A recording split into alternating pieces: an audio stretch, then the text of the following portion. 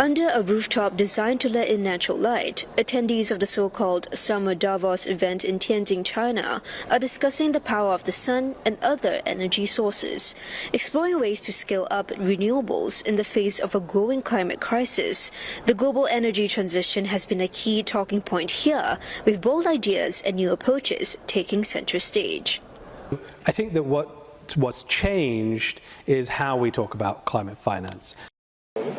Now, these conversations come at a critical moment. 2024 marked the hottest year on record, meaning people are using more and more energy to stay cool. Add that to a global electrification push and an AI boom, and demand for energy is surging. A World Economic Forum report says it jumped 2.2% last year, the fastest growth in a decade. The potential of artificial intelligence is part of the conversation and how it can build on ways it has already contributed to energy transition, from managing energy use and demand to forecasting weather. This could mean tapping AI's predictive potential to help governments prioritize projects in the future. Because the biggest constraint is resources for any country in today's world, especially in a very geopolitically tense world, where every country is prioritizing spending on defense. So the resource availability for clean tech and climate tech is going down. So that's why this idea is even better. Where I think about prioritizing which projects are actually going to work on the ground. But AI itself could also contribute to this energy demand.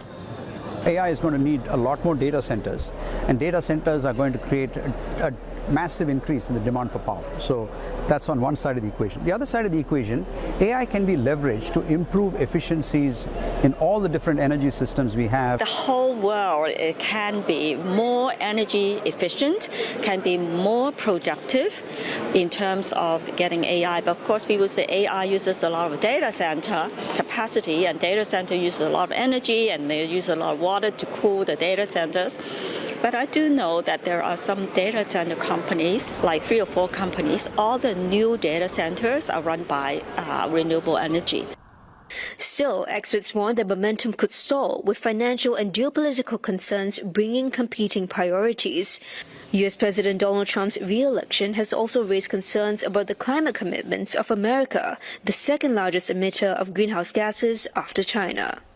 The overall picture is a bit mixed. We see the opportunity to realign a little bit the investments that are being made with some of these new technologies, with clean technologies, with dedicating a bit more to more resilient systems, energy systems, and to definitely increasing the commitment to a rebalancing of the energy mix in many of the countries. But bright spots remain, with industry leaders turning to countries such as China, whose heavy investment in the green energy transition throughout the years has made technologies cheaper and more accessible.